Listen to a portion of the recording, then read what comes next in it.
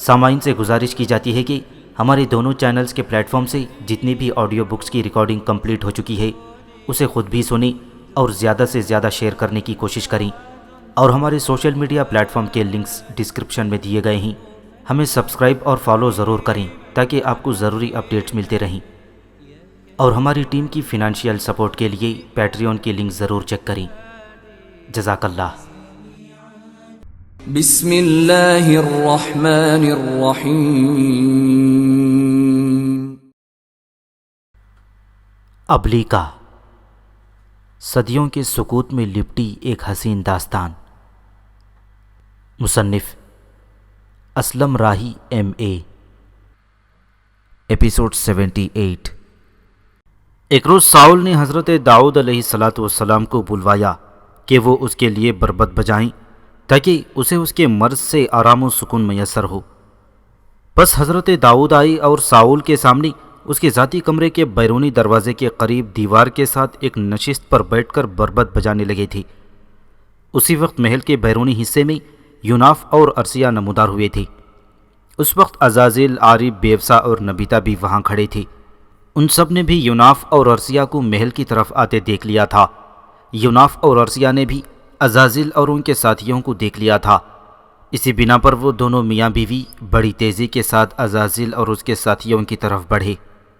عزازیل کے قریب آ کر یوناف نے غور سے عزازیل کی طرف دیکھا، پھر غراتے لہجے اور غضبناک آواز میں اس نے عزازیل کو مخاطب کر کے پوچھا، اے عزازیل، اس محل کے اندر تو جس برائی کی شروعات کر رہا ہے، کیا تو سمجھتا ہے کہ اسے نافذ کرنے میں تو کامیاب ہو جائے گا؟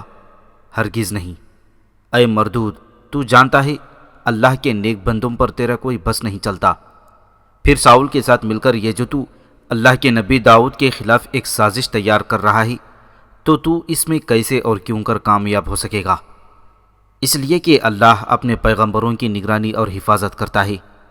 اے عزازیل، تو جانتا ہے کہ جب اللہ کا کوئی نبی اور رسول اپنے کام کی ابتدا کرتا ہے تو وہ ایک اور انگنت کی نسبت سے اپنے کام کو شروع کرتا ہے، یعنی ایک طرف ایک اللہ کا پیغمبر اور دوسری طرف کئی قوم کے انگنت افراد ہوتے ہیں، لیکن اکیلا ہونے کے باوجود خداوند اس پوری قوم کے مقابلے میں اپنے پیغمبر ہی کو فوز مند اور غالب رکھتے ہیں۔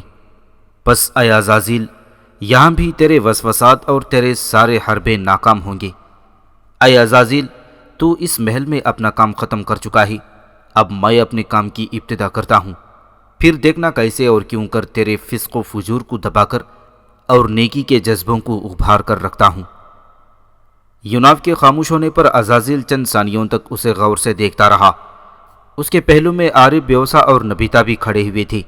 اس موقع پر یوناف کے قریب کھڑی ارسیہ نے اپنے جسم کو یوناف سے مس کرنے کی خاطر یوناف کے کندھے پر ہاتھ رکھ لیا تھا تاکہ عزازیل اگر اچانک اس پر حملہ آور بھی ہو جائے تو وہ اپنے آپ کو یوناف کے ساتھ مس رکھنے کی بنا پر وہ بچ جائے۔ پھر عزازیل نے یوناف کو مخاطب کر کے کہا، اے یوناف، اس کار جہاں میں تو بھی ایک کام پر لگا ہوا ہے اور میں بھی۔ خداوند نے انسان کے نفس میں نیکی اور بدی دونوں ہی رکھے ہیں، پس تو نیکی کے داعیوں کے فروغ اور بدی کے داعیوں کے دباؤ کے لیے کام کرتا ہے، جبکہ ہم بدی کے داعیوں کے فروغ اور نیکی کے داعیوں کے دباؤ کے لیے کام کرتے ہیں۔ عزازیل کو گھورتے ہوئے یوناف نے پوچھا، اے مردود، پھر یہ بھی تو بتا کہ ان دونوں راستوں میں فلاح و فوز مندی کا راستہ کون سا ہے؟ عزازیل نے اس سوال کا کوئی جواب نہ دیا اور وہ خجل سا ہو گیا تھا۔ تب یوناف نے اسے مخاطب کرتے ہوئے کہا، اے عزازیل، اے اپنی سرکشی کو بنیاد بنا کر خداوند کے احکامات کے خلاف بغاوت کرنے والے، سن، آسمان و زمین، سورج اور چاند اور دن رات اپنے اثرات و نتائج کے لحاظ سے مختلف اور متضاد ہیں۔ پھر یوناف خاموش ہو گیا۔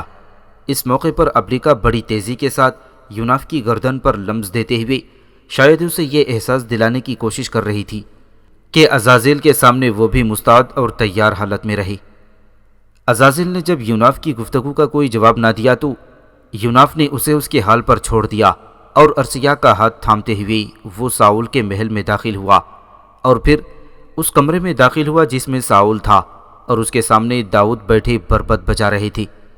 جس وقت یوناف اس کمرے میں داخل ہوا، عین اس وقت ساؤل نے اپنے قریب رکھا چھوٹا سا ایک بھالا اٹھایا اور ہوا میں تولنے لگا کہ داؤد علیہ السلام کی طرف پھینک کر ان کا خاتمہ کر دے۔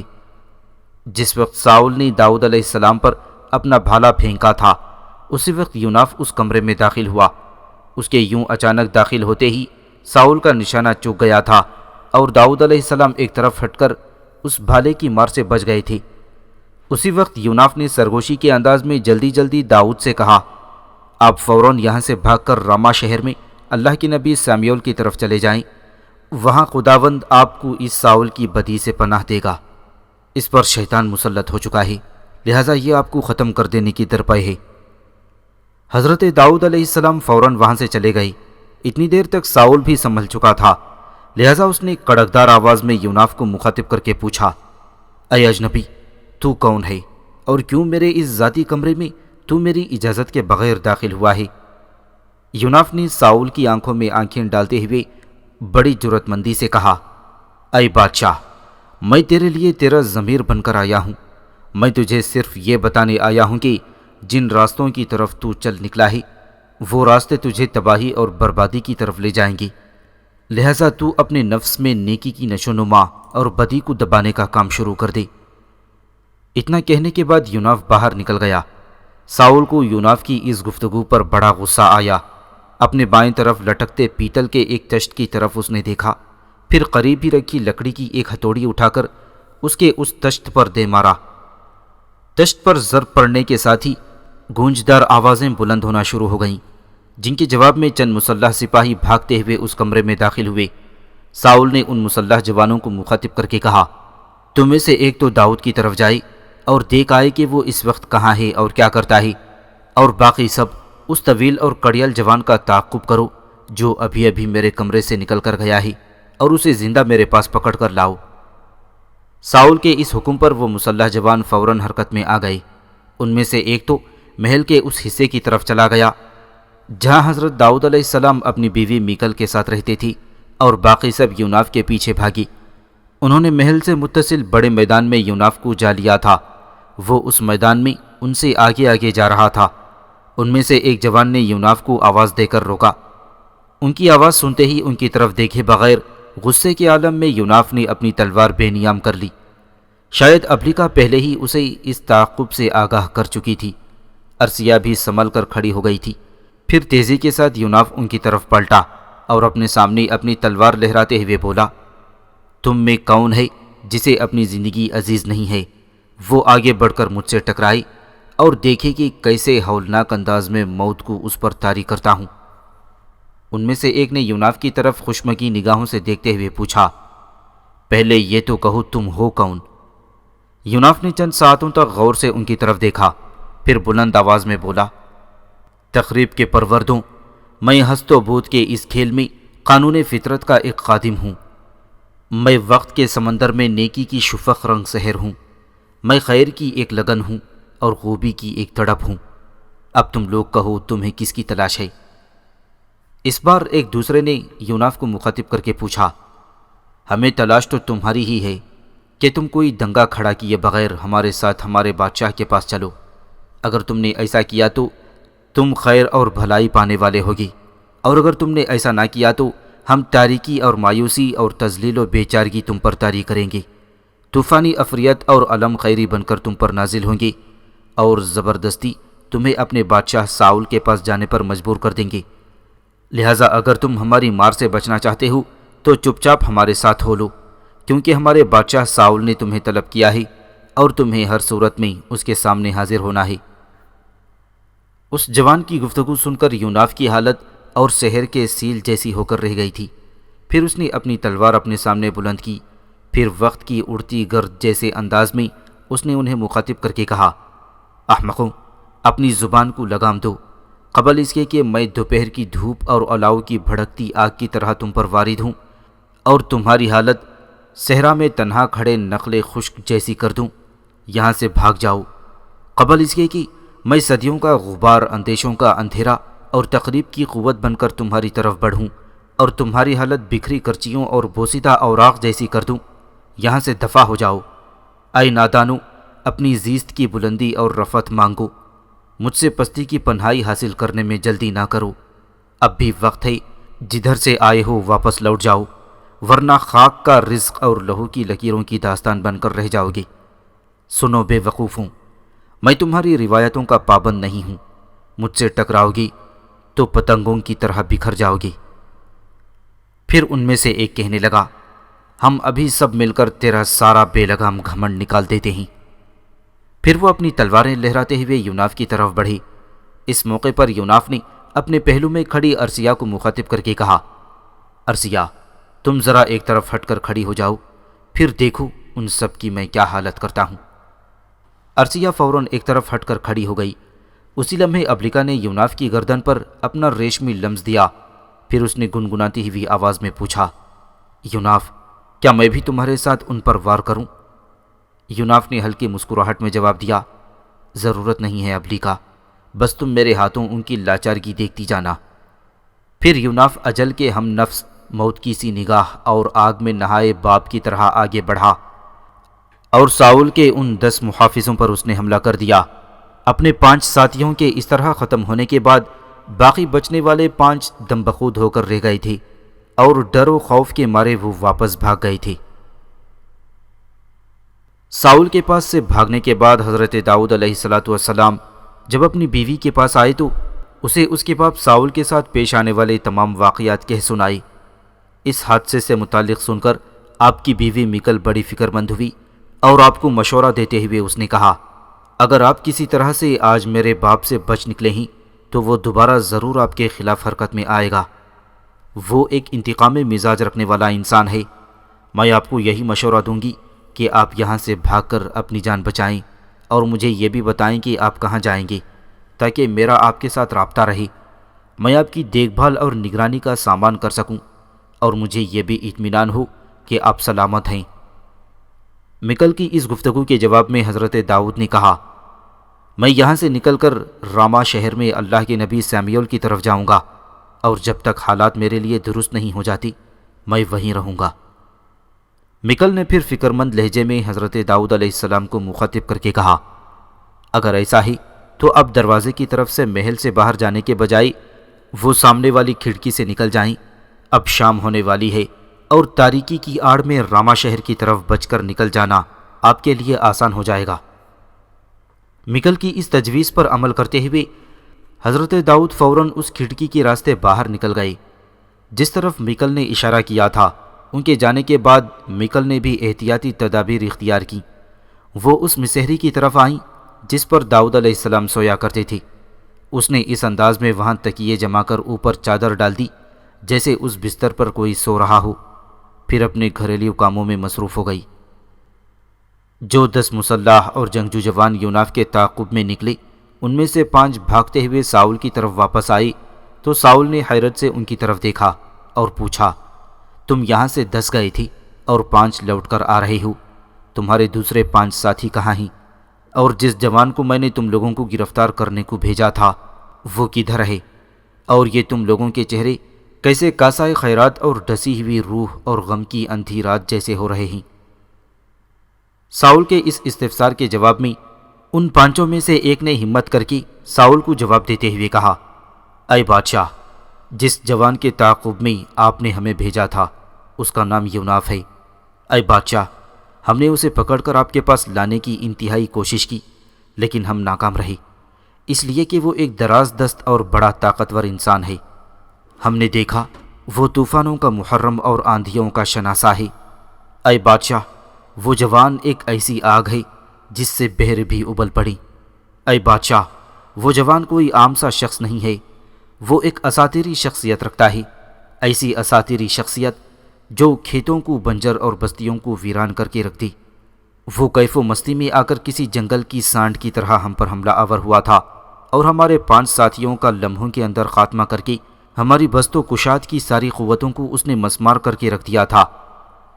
ہم دھڑکتے دلوں اور کامتے بدنوں کے ساتھ اس سے اپنی جانیں بچا کر بھاگے ہیں۔ اے بادشاہ، اس جوان کے ساتھ جو لڑکی ہے اس کی آنکھوں میں بھی قیامت بدوش ریت کے بگولوں جیسا سما تھا۔ ان دونوں سے ہمیں اپنے خون اور اپنی موت کی بو آنے لگی تھی۔ ان محافظوں کی گفتگو سن کر ساؤل کی آنکھوں میں حقارت و برہمی اتر آئی۔ پھر اس نے کھولتے ہوئے لہجے میں کہا، اگر ایسی ہی بات ہے تو اسے پکڑ کر لانے کے لیے ہم تمہارے ساتھ کچھ اور مسلح جوان بھیجنے کا انتظام کرتے ہیں۔ ان محافظوں میں سے ایک نے کہا، اے بادشاہ، آپ جو چاہے حکم کریں، ہم اس کے پابند ہیں، پر اس جوان سے متعلق ہم سب کا تجزیہ یہ ہے کہ اس سے ٹکرایا نہ جائے۔ وہ اور اس کی ساتھی لڑکی دونوں ہی کوئی مافوق الفطرت مخلوق لگتے ہیں۔ میدان کے اندر اسے واپس آنے کے لیے ہم نے خوب آوازیں دیں، لیکن اس نے کوئی توجہ نہ کی اور برابر آگے بڑھتا رہا۔ پھر جو ہی ہم اس کے نزدیک گئے، وہ اپنی تلوار بے نیام کر کے یوں خوفناک انداز میں ہماری طرف مڑا تھا جیسے وہ اپنے سامنے اور پشت کی طرف سے دیکھنے کی ایک جیسی قوت اور بصارت رکھتا ہو۔ اے بادشاہ، ہماری آپ سے یہی گزارش ہے کہ اس جوان اور اس کی ساتھی لڑکی دونوں کو ان کے حال پر چھوڑ دیا جائے۔ ساؤل اس موقع پر کچھ کہنا چاہتا تھا کہ وہ جوان اندر داخل ہوا جسے اس نے حضرت داؤد علیہ السلام کا پتہ کرنے کو بھیجا تھا۔ لہذا ساؤل نے اس جوان کو مخاطب کر کے پوچھا، کیا تو بھی اپنے ان ساتھیوں کی طرح ناکام لوٹا ہے یا کوئی اچھی خبر لے کر آیا ہے؟ اس جوان نے خشکن لہجے میں کہا، اے بادشاہ، داؤد اس وقت اپنی مسحری پر سو رہے ہیں اور چادر اوڑھ کر انہوں نے اپنے آپ کو خوب ڈھانپ رکھا ہے۔ یہ گفتگو سن کر ساؤل خوش ہوا اور سب جوانوں کو مخاطب کر کے اس نے کہا، تم ابھی جاؤ اور داؤد کو اس کی مسحری سمیت اٹھا کر یہاں میرے پاس لے آؤ تاکہ میں اسے قتل کر دوں۔ وہ سب جوان بھاگے بھاگے گئے، لیکن تھوڑی ہی دیر بعد منہ لٹکائے اور افسردہ سے پھر ساؤل کے پاس لوٹ آئے اور کہنے لگے، اے بادشاہ، ہمارے ساتھی کو داؤد علیہ السلام کی مسحری دیکھنے میں غلط فہمی ہوئی ہے۔ داؤد اپنے بستر میں نہیں، وہ تو کہیں جا چکے ہیں۔ ان کی مسحری پر تو صرف تکیے ڈال کر ان پر چادر ڈال دی گئی تھی، جس سے دیکھنے والے کو یہی اندازہ ہوتا تھا کہ اس مسحری پر کوئی سو رہا ہے۔ اس انکشاف پر ساؤل غصے میں اپنی نشست سے اٹھ کھڑا ہوا تھا۔ جلدی جلدی وہ داؤد کی بیوی اور اپنی بیٹے میکل کے پاس آیا اور درندوں جیسی غضبناک حالت میں اسے مخاطب کرتے ہوئے پوچھا، اے میکل، تو نے میری بیٹی ہو کر کیوں کر مجھے دغا اور فریب دیا؟ تو نے کیوں میرے دشمن داؤد کو بھگا دیا؟ کاش تو ایسا نہ کرتی تو اب تک میں اپنا بھالا مار کر داؤد کا کام تمام کر چکا ہوتا۔ تو نے اپنے باپ کو کیسا برا دھوکہ اور فریب دیا ہے۔ اپنے باپ کی غضبناک حالت دیکھ کر میکل خوفزدہ ہو گئی، لہٰذا اپنے آپ کو بچانے کی خاطر وہ فوراً بول پڑی، اے میرے باپ، انہوں نے مجھے دھمکی دی کہ میں نے انہیں نہ جانے دیا تو وہ مجھے قتل کر دیں گے، لہٰذا میں نے خاموشی اختیار کر لی اور وہ اس سامنے والی کھڑکی سے نکل کر چلے گئے۔ اس موقع پر ساؤل نے اپنی بیٹی میکل سے کچھ نہ کہا اور وہاں سے خاموشی کے ساتھ نکل کر وہ اپنے کمرے کی طرف چلا گیا۔ ساؤل کو شک ہو گیا تھا کہ ہونا ہو داؤد بھاگ کر سمیول نبی کے پاس گئے ہیں، لہٰذا اس نے راما شہر کی طرف قاصد بھجوائی تاکہ وہ داؤد کو گرفتار کر کے اس کے سامنے پیش کریں تاکہ وہ انہیں سزا دے۔ حضرت داؤد علیہ نبینا علیہ الصلاۃ والسلام جس وقت راما شہر میں داخل ہوئے اس وقت سورج غروب ہو رہا تھا۔ سرد ہواؤں کے بھاری جھونکے ہاتھوں کے پرپیچ لکیروں جیسے راستوں اور ٹھنڈے گیلے ساحلوں سے ٹکراتے روان دوان تھے۔ روشنیاں خواب و سراب ہونے لگی تھیں اور بستیوں سے نکلتے دھوئیں کے پس منظر میں فضاؤں کے اندر اجنبی خوشبوئیں پھیلنے لگی تھیں۔ داؤد علیہ السلام جس وقت سمیول کے مکان کے سامنے آئے تو انہوں نے دیکھا سمیول اپنے مکان سے باہر ہی کھڑے تھے۔ آگے بڑھ کر بڑے جوش و جذبے کے ساتھ وہ داؤد سے بغل گیر ہو کر ملے تھے۔ پھر وہ انہیں اپنے دیوان خانے میں لے گئے، پہلے مشروب سے ان کی تواضع کی، پھر ان کے سامنے بیٹھتے ہوئے پوچھا، اے میرے عزیز، تمہارے چہرے پر پھیلی فکر مندی، تمہاری آنکھوں میں سے جھانکتا غم سب کچھ کہتا ہے، کہو کیا تم میری طرف خیریت سے آئے ہو؟ اس پر داؤد علیہ السلام نے دکھ اور افکار سے بھرپور آواز میں جواب دیتے ہوئے کہا، اے میرے محترم، ذوق گنہگاری کی طلب اور ظلم و تعدی کی چاہت رکھنے والا ایک نفس اور ضمیر میرے در پہ ہے۔ میری روح کے تاروں پر وہ بدی کے مضراب کی ضرب لگانا چاہتا ہے۔ وہ میرے احساس کو ویران کھنڈروں میں اور میرے جذبوں کو مردہ لمحوں کی روحوں میں بدل دینا چاہتا ہے۔ اس سے بچنے کے لیے میں اپنے رب کی پناہ حاصل کرنے کی خاطر سرگرداں ہوں اور اس لیے اس طرف آیا ہوں۔ اس کے بعد داؤد علیہ السلام نے اپنے اور ساؤل کے درمیان جو حادثے پیش آئے تھے وہ سمیول علیہ السلام کو تفصیل کے ساتھ سنا ڈالے۔ پورے واقعات سننے کے بعد سمیع علیہ السلام گردن جھکا کر کچھ دیر سوچتے رہے، پھر داؤد علیہ السلام کو ڈھارس اور تسلی دینے کی خاطر فرمایا، اے میرے عزیز، تو نے اچھا کیا جو تم میری طرف چلے آئے، کل سے ہم دونوں مل کر تبلیغ کا کام شروع کریں گے، اور رہی بات اس خطرے کی جو تمہیں ساؤل کی طرف سے ہے، تو اللہ خبیر و بصیر ہے، وہ رب کبیر ہے، اس نے آج تک بڑی بڑی سرکش اور باغی اقوام کے پست و بالا کو ہموار کر کے انہیں کے خون میں غرق کر دیا۔ اگر ساؤل اپنی حرکتوں سے باز نہ آیا تو اس کی حالت بھی ایسی ہی ہوگی، اور وہ اپنی کامرانیوں کی گنتی اور فوج مندی کو شمار کرنا بھول جائے گا۔ سنو میرے عزیز، ہونٹوں کی آہ، دلوں کا نوحہ، سلگتی تپش، ظلم و جبر کی پیاس، مدتوں کے لبے تشنہ کا غبار، آنکھ کا آنسو اور غم کی سسکی ایک روز ضرور رنگ لا کر رہتی ہے۔ سو یہ ساؤل بھی کب تک بدی کرنے کے لیے سرگرداں اور بیکل رہے گا، ایک روز خداوند کی گرفت کا شکار ہوگا۔ سمیع علیہ السلام کا ایک آدمی کھانا لے کر آیا تھا اور دونوں مل کر کھانا کھانے لگے تھے۔ دوسرے روز سے دونوں نے مل کر تبلیغ کا کام شروع کر دیا تھا۔ بنی اسرائیل کے بادشاہ ساؤل نے اپنے جن آدمیوں کو اس غرض سے راما شہر کی طرف روانہ کیا تھا کہ وہ داؤد کو وہاں سے پکڑ کر اس کے پاس لائیں، تو جب یہ لوگ راما شہر پہنچے اور وہاں انہوں نے سمیع اور داؤد کو خداوند کی باتیں اور تبلیغ کرتے سنا تو داؤد کو گرفتار کرنا بھول گئے، اور وہ بھی تبلیغ کے اس کام میں سمیع اور داؤد کے معاون اور مددگار بن کر ان کے ساتھ رہنے لگے تھے۔ اس کے بعد ساؤل نے ایک کے بعد دیگرے دو اور گروہ داؤد کو گرفتار کرنے کے لیے روانہ کیے تھے، لیکن ان دونوں گروہوں کے افراد بھی سمیع اور داؤد سے متاثر ہوئے اور ان کے ساتھی ہو لیے۔ یہ خبریں جب ساؤل کے پاس پہنچیں تو اسے بڑی پریشانی اور دکھ ہوا، اور وہ داؤد کو گرفتار کرنے کے لیے کسی اور تدبیر کی فکر کرنے لگا تھا۔ انہی دنوں جبکہ ساؤل بڑا فکر مند تھا کہ وہ داؤد کو کس طرح گرفتار کر کے قتل کر دے، کہ ایک روز عزازیل اس کے کمرے میں داخل ہوا۔ اس وقت ساؤل اپنے کمرے میں اکیلا بیٹھا غور و فکر کی حالت میں پڑا ہوا تھا۔ عزازیل کو دیکھ کر ساؤل چونکا، پھر خوش ہوا، اپنی جگہ سے اٹھ کر اور آگے بڑھ کر اس نے عزازیل کا استقبال کیا، پھر اسے مخاطب کر کے پوچھا، اے عزازیل، اے بابل کے کاہن، تم عین ضرورت کے وقت آئے ہو۔ میں ان دنوں داؤد سے متعلق سخت پریشان ہوں۔ میں نے اپنے آدمیوں کو تمہاری تلاش میں بھیجا تھا، انہوں نے جلجال شہر کی ساری ہی سرائیں چھان ماری، مگر تم کہیں نہ ملے۔ یہ میری خوش بختی ہے کہ تم خود ہی آ گئے ہو، اس لیے کہ میں تمہاری سخت ضرورت محسوس کرتا ہوں۔ اور اے عزازیل، اپنی پہلی ملاقات میں جو باتیں تم نے مجھے داؤد علیہ السلام سے متعلق بتائی تھیں، وہ ساری کی ساری سچ ثابت ہوئی تھیں، اور اب اس کے سد باب کے لیے میں تم سے مشورہ کرنا چاہتا ہوں۔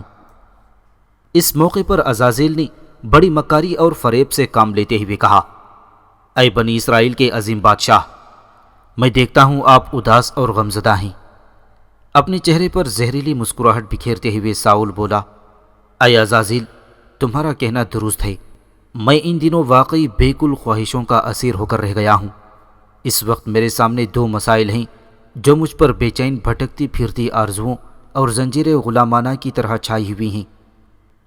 ان دو مسائل میں ایک تو داؤد اور دوسرا یوناف نام کا ایک جوان ہے، جسے متعلق میرے محافظوں کا کہنا ہے کہ وہ کوئی عام سا جوان نہیں بلکہ ایک مافوق الفطرت جوان ہے۔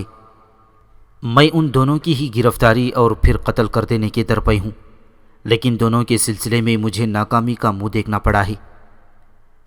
داؤد کی طرف تو میں نے پے در پے اپنے وفود بھیجے کہ وہ اسے راما شہر سے گرفتار کر کے یہاں میرے پاس لے کر آئیں، لیکن اس میں مجھے ناکامی ہوئی، اور اب میں نے فیصلہ کر لیا ہے کہ میں خود راما شہر کی طرف اپنے محافظ دستوں کے ساتھ جاؤں گا اور وہاں سے داؤد کو گرفتار کر کے یہاں جلجال شہر میں ہی لے کر آ جاؤں گا اور عام لوگوں کے سامنے اسے قتل کروں گا تاکہ لوگوں کو اس کے انجام سے عبرت ہو۔ اے عزازیل، اب تم کہو تمہارا اس سلسلے میں کیا خیال اور مشورہ ہے؟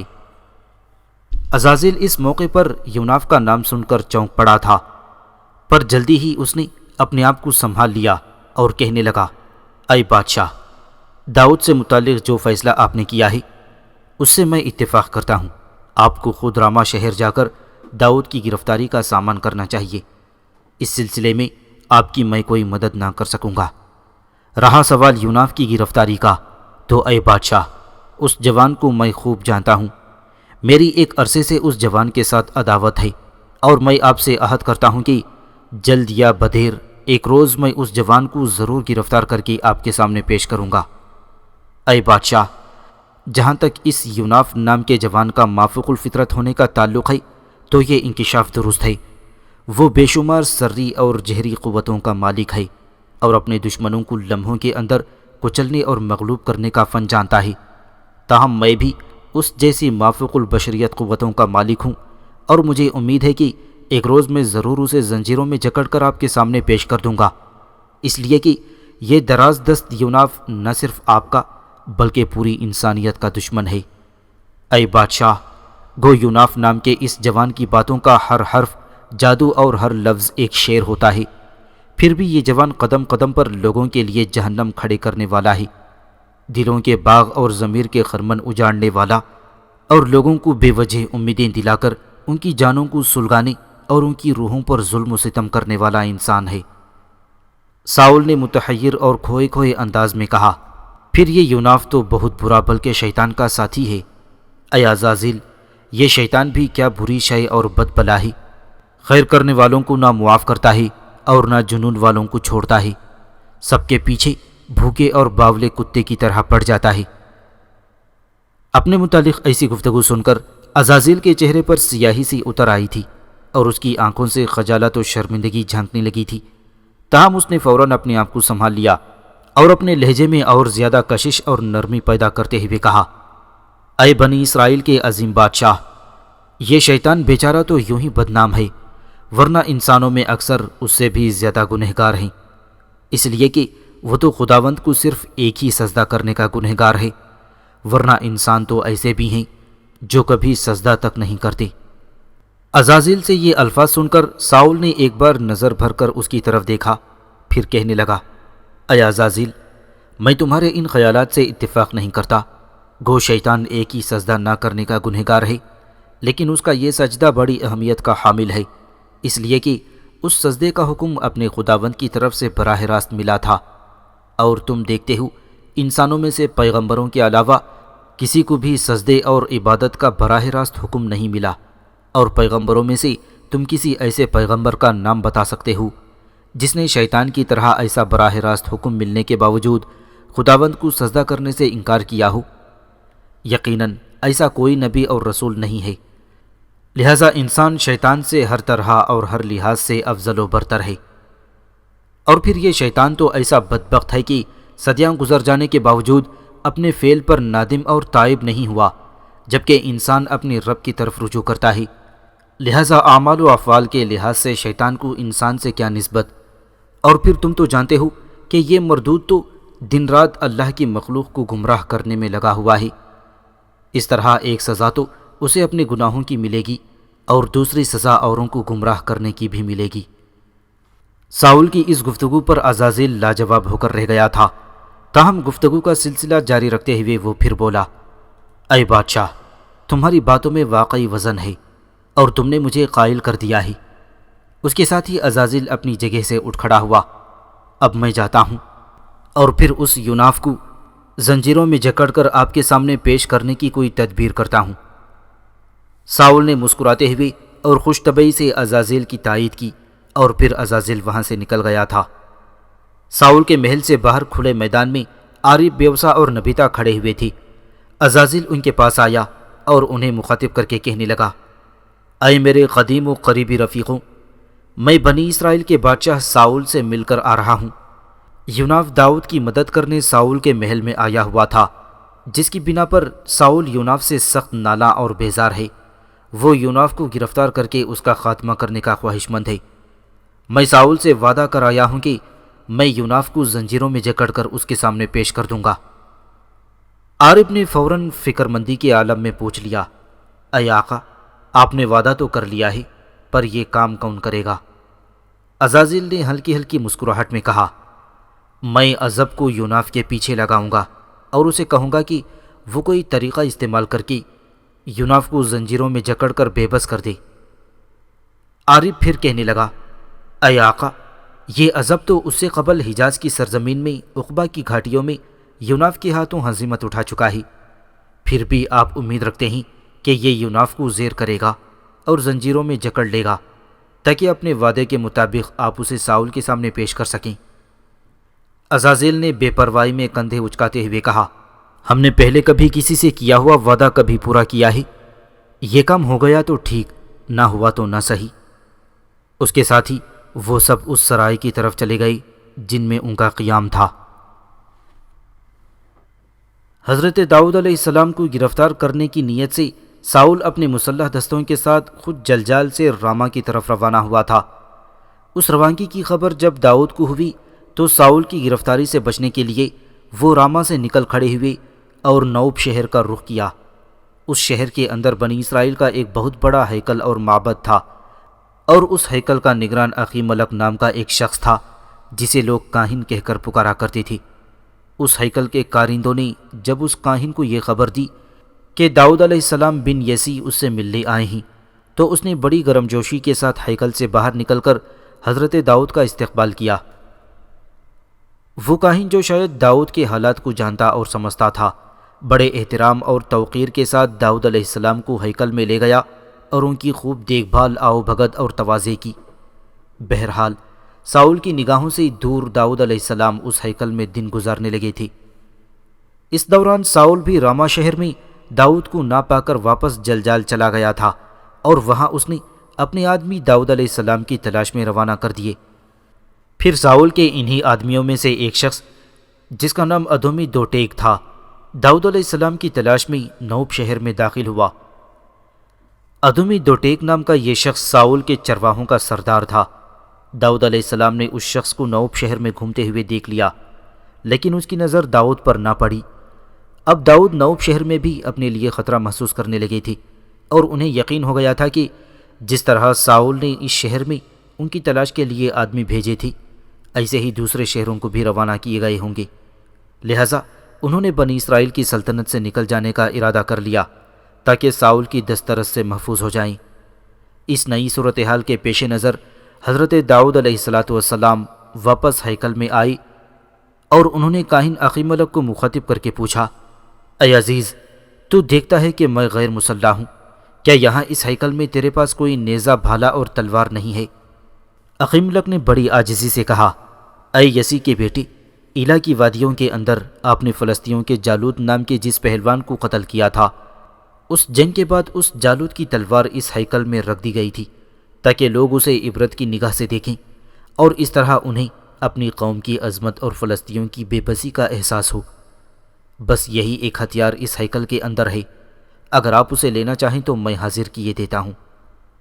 اخیملک کے اس انکشاف پر داؤد علیہ السلام نے خوشی اور اطمینان کا اظہار کرتے ہوئے کہا، میرے ہاتھوں مرنے والے جالوت کی تلوار سے بہتر اور کیا ہتھیار ہو سکتا ہے؟ بس تم وہ تلوار نکال لاؤ، وہ میرے خوب کام آئے گی۔ اخیملک بھاگا بھاگا ہیکل کے اندرونی حصے کی طرف گیا، پھر وہ جالوت کی بھاری اور وزنی تلوار اٹھا لایا جو کپڑے میں لپٹی ہوئی تھی۔ داؤد علیہ السلام نے وہ تلوار لے لی۔ اخیملک کا انہوں نے شکر ادا کیا، اور ساؤل کی طرف سے بچنے کے لیے وہ اس ہیکل سے نکل کر فلسطینیوں کی سرزمین کی طرف چلے گئے۔ فلسطینیوں کی سرزمین پر رہتے ہوئے حضرت داؤد کو رفتہ رفتہ احساس ہونے لگا جیسے وہاں کے کچھ لوگ انہیں آہستہ آہستہ ان کے پہلوان جالوت کے قاتل کی حیثیت سے پہچاننے لگے ہوں۔ جب آپ کو پتہ چلا کہ آپ کو پہچان جانے والے لوگ اس معاملے کو اپنے بادشاہ اکیس کے پاس لے جانے کا ارادہ کرتے ہیں، تو داؤد علیہ السلام فلسطینیوں کی سرزمین سے نکل کر ادلام کی طرف چلے گئے تھے۔ ادلام ہی کے مقام پر حضرت داؤد کے اہل خانہ اور ان کے عزیز و اقارب آ ملے۔ ان کی کل تعداد 400 کے قریب تھی، اور یہ سب ساؤل کے خوف سے بھاگے تھی کہ کہیں داؤد علیہ السلام سے دشمنی کی بنا پر ساؤل ان کا بھی قتل عام نہ کرا دے۔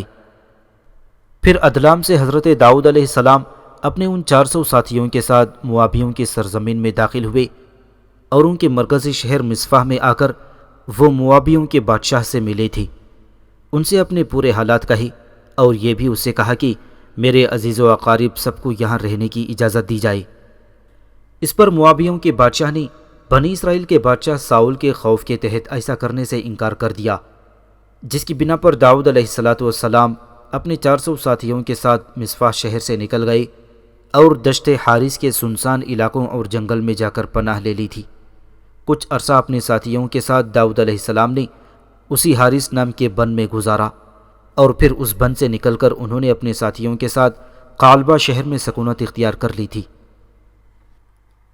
بنی اسرائیل کے بادشاہ ساؤل نے اپنے سارے خدام کو جمع کیا، پھر انہیں مخاطب کرتے ہوئے وہ ان سے کہنے لگا، ایسا لگتا ہے کہ تم سب نے مل کر میرے خلاف ایک سازش تیار کر رکھی ہے، کیونکہ جب کبھی بھی میرا بیٹا یونتن داؤد کے ساتھ کوئی عہد و پیمان کرتا ہے تو تم میں سے کوئی بھی مجھے ان دونوں کے باہمی معاملات سے آگاہ نہیں کرتا، نہ ہی تم میں سے مجھے کوئی یہ اطلاع کرتا ہے کہ میرے بیٹے نے داؤد کو میرے خلاف حرکت میں آنے کے لیے کس بات پر ابھارا ہے۔ تم میں سے کوئی بھی میرے لیے غمگین اور فکرمند نہیں ہے۔ سنو، آخر تم ایسا کیوں کرتے ہو؟ تم لوگ کیوں میرے مقابلے میں داؤد کو بہتر خیال کرتے ہو؟ کیا غریب یسی کا لاچار بیٹا داؤد تم دونوں کو انعام و اکرام میں کھیت اور کھلیان دے دے گا، یا تم سب کو سینکڑوں اور ہزاروں کا سردار بنا دے گا جو تم میری نسبت اسے بہتر خیال کرتے ہو، اور اس کی خبریں تم لوگ مجھ تک نہیں پہنچاتے؟ کیا میں یہ سمجھ لوں کہ تم لوگ اندر ہی اندر میرے بیٹے یونتن اور یسی کے بیٹے داؤد کے لیے کام کر رہے ہو؟ قبل اس کے کہ ساؤل ان خدام سے کچھ اور کہتا یا ان میں سے کوئی ساؤل کی ان باتوں کا جواب دیتا، ساؤل کے چرواہوں کا سردار ادومی دوٹیک وہاں آ گیا، اور ساؤل کو مخاطب کر کے اس نے کہا، اے بادشاہ، میں داؤد سے متعلق اہم خبریں لے کر آیا ہوں۔ ادومی کے اس انکشاف پر ساؤل خوشی سے چونک پڑا۔ قبل اس کے کہ وہ ادومی سے کچھ پوچھتا، اس نے وہاں جمع ہونے والے اپنے سارے خدام کو مخاطب کر کے کہا، اب تم لوگ جاؤ اور جو باتیں میں نے کہی ہیں ان کا خیال رکھو۔ جب وہ خدام چلے گئے تب ساؤل نے ادومی کو مخاطب کر کے پوچھا، اب کہو تم داؤد سے متعلق کیا خبریں لے کر آئے ہو؟ تب ادومی داؤد سے متعلق تفصیل بتاتے ہوئے کہنے لگا، اے بادشاہ، داؤد علیہ السلام سے متعلق میں یہ خبریں لے کر آیا ہوں کہ وہ بھاگ کر نوب شہر میں اخیتوب کے بیٹے اخیملک کے پاس چلے گئے تھے جو وہاں کاہن ہے۔ اخیملک کے ہاں ہی داؤد نے قیام کیا اور اخیملک نے ان کی میزبانی اور مہمانداری کی، اور چونکہ داؤد غیر مسلح تھا لہٰذا جب داؤد وہاں سے رخصت ہونے لگا تو اخیملک نے داؤد کو جالوت کی وہ تلوار دی تھی جو نوب کے ہیکل میں امانت کے طور پر رکھی گئی تھی۔ اخیملک کے ہاں چند روز تک قیام کرنے کے بعد داؤد وہاں سے رخصت ہو گیا۔ اس کے بعد اب وہ کہاں ہے میں نہیں جانتا۔ ادومی کی گفتگو سن کر ساؤل خوش ہوا اور اس کے شانے تھپ تھپاتے ہوئے اس نے کہا، اے ادومی، تم بہترین خبریں لے کر آئی ہو۔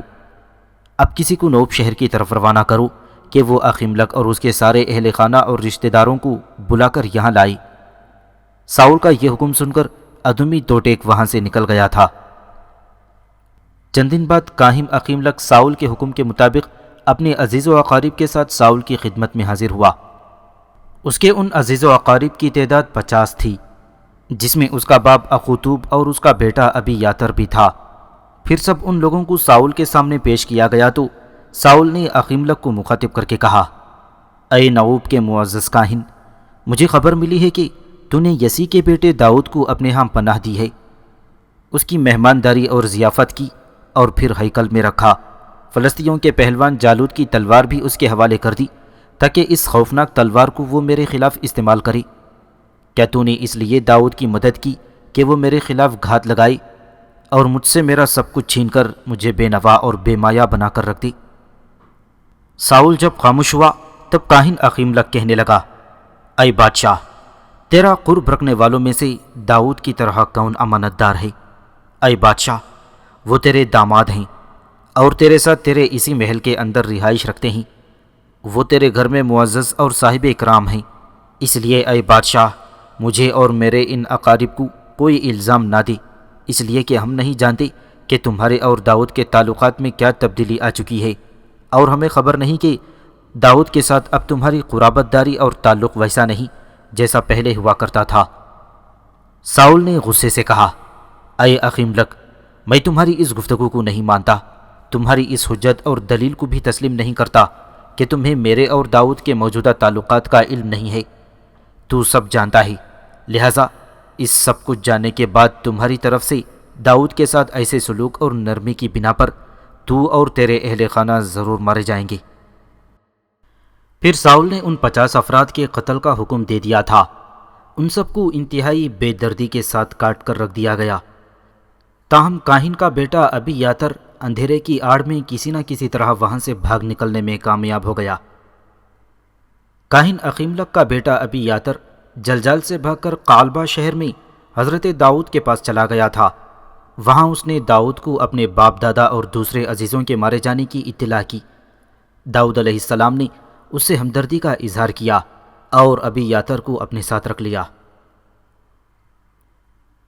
حضرت داؤد علیہ السلام کی طرف جانے کے لیے یوناف اور ارسیہ قالبہ شہر سے باہر ایک چٹان پر نمودار ہوئے، اور یوناف نے ارسیہ کو مخاطب کر کے کہا، ارسیہ، آؤ داؤد کی طرف چلتے ہیں اور ظالم ساؤل کے مقابلے میں ان کے معاون و مددگار بن کر رہتے ہیں۔ کسی نبی اور رسول کا ساتھ دینا خود اپنی فلاح نہیں بلکہ اس میں انسانیت کی فلاح ہے۔ اور اے ارسیہ، یوناف کہتے کہتے خاموش ہو گیا، کیونکہ اسی لمحے ابلیکا نے یوناف کی گردن پر لمس دیا تھا۔ ارسیہ سمجھ گئی تھی کہ ابلیکا یوناف کے ساتھ محو گفتگو ہو گئی ہے، لہٰذا وہ بھی خاموش اور تجسس آمیز نگاہوں سے یوناف کی طرف دیکھنے لگی۔ یوناف کی گردن پر لمس دینے کے بعد سنجیدہ اور فکر مند سی آواز میں کہا، یوناف سنبھل جاؤ، عزازیل اپنے ساتھیوں کے ساتھ تم پر وارد ہو رہا ہے۔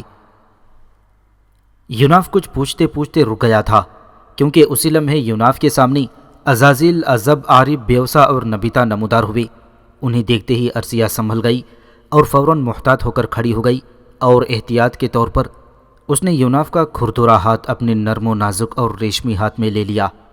ابلیکا اسی طرح یوناف کی گردن پر لمس دیتی ہوئی اسے وہاں اپنی موجودگی کا احساس دلا رہی تھی۔ اتنے میں عزازیل نے ایک تفاخر اور نخوت بھرا قہقہہ لگایا، پھر اس نے یوناف کو مخاطب کر کے کہا، اے یوناف، دیکھ، آج میں اور میرے ساتھی ایک بار پھر نفرت کا زہر بن کر تیرے سامنے آ کھڑے ہوئے ہیں۔ دیکھ نیکی کے گماشتے، آج ہم خزاں کے اداس نغمے اور چنگھاڑتے طوفان بن کر تم پر وارد ہوں گے۔ دیکھ، اس وقت میں چاہوں تو اپنے سارے ساتھیوں کے ساتھ بھی تم پر حملہ آور ہو سکتا ہوں، پر میں ایسا نہ کروں گا۔ اور دیکھ، یہ حجاز کی سرزمین سے تعلق رکھنے والا میرا ساتھی عزب ہی تیرا مقابلہ کرے گا۔ تو دیکھتا ہے کہ اس کے پاس لوہے کی لمبی زنجیر ہے جس کی کڑیاں خوب موٹی اور وزنی ہیں۔ تمہیں بے بس کر کے یہ عزب تمہیں انہی زنجیروں میں جکڑے گا، پھر ہم تمہیں پابہ زنجیر کر کے بنی اسرائیل کے بادشاہ ساؤل کے سامنے پیش کریں گے، اس لیے کہ میں ساؤل سے ایسا وعدہ کر چکا ہوں۔ یوناف نے عزازیل کی اس گفتگو کا کوئی جواب نہ دیا۔ ایک بار نظر بھر کر اس نے بڑی عاجزی اور انکساری کے ساتھ آسمان کی طرف دیکھا، پھر دعائیہ انداز میں کہنے لگا، اے خداوند کبیر، اے شرق و غرب کے رب، میں تیرے ہی سامنے اپنا دامن و گریبان، اپنا دست طلب اور اپنے حروف دعا بلند کرتا ہوں۔ اے میرے رب، تو ہی عارف آفاق ہے۔ یہ عزازیل اپنے ساتھیوں کے ہمراہ اپنی پوری اندھی خوفناک قوتوں، ہول انگیزوں اور نفرتوں کے اداس ریت کے ساتھ آوارد ہوا ہے۔ اے میرے بڑے رحم کرنے والے رب اور حاکموں کے حاکم، ان شیاطین کی ہوس، مشقی خونخواری، سفلی خواہشات اور حیوانی جذبات اور اندھی شدتوں کے مقابلے میں تو میری مدد فرما۔ اے اللہ، تو ہی ہے جو عبادت کے لائق ہے، تو ہی ہے جس سے مدد مانگی جا سکتی ہے۔ تیرے سوا نہ کوئی بندگی اور نہ ہی مدد کے لیے پکارے جانے کے قابل ہے، بس تو ہی اپنے ان نافرمانوں اور فطرت کے باغیوں کے خلاف میری اعانت و مدد فرما۔ عزازیل تھوڑی دیر تک خاموش کھڑا یوناف کو دیکھتا رہا۔ جب یوناف دعا مانگتا رہا اور اس نے اس کی گفتگو کا کوئی جواب نہ دیا، تب عزازیل پھر کہنے لگا، اے نیکی کے گماشتے، تو چپ اور خاموش کیوں ہے؟ میری باتوں کا جواب کیوں نہیں دیتا؟ کیا ہمیں دیکھ کر تمہیں یہ فکر لاحق ہو گئی ہے کہ ہم تمہاری بیوی ارسیہ تم سے چھین لینے میں کامیاب ہو جائیں گے، یا یہ کہ تم ارسیہ کے حسن و جوانی کے طوفان، اس کے سرخ آبشاروں اور رنگوں کی ملگجی بہاروں جیسے شباب میں کھو کر رہ گئی ہو؟ اے یوناف، اب تو ارسیہ کی چاند کی طرح چھلکتی جوانی کو زیادہ عرصے تک اپنے ساتھ نہ رکھ سکے گا۔ اب وہ وقت آ گیا ہے کہ ہم تم سے تمہارا یہ اتصال کدہ اور جمال کی لو چھین لیں گے۔ عزازیل کے خاموش ہونے پر یوناف کہنے لگا، اے ہوس کے شیطانوں، اے ستمرانوں، خداوند کے 99 اسما کی قسم، اگر ان ویرانوں کے اندر تم لوگوں نے مجھ سے ٹکرانے کی کوشش کی تو میں تمہارے جسم و جان کو سیاہ تقدیر اور محکومیت کی قید تمہاری نبض و نفس کو تمناؤں کے سراب اور دکھوں کی کسک اور تمہارے اعضاء اور جوارح کو شہر بے ضمیر اور پیاس کا صحرا بنا کر رکھ دوں گا۔ جس وقت یوناف عزازیل کے ساتھ مشغول تھا تو عزب نے اس کی اس محویت اور مشغولیت سے فائدہ اٹھایا اور لوہے کی وزنی زنجیر گھما کر اس زور سے یوناف کو دے ماری تھی کہ یوناف جڑ سے اکھڑ جانے والے درخت کی طرح زمین پر گر گیا تھا۔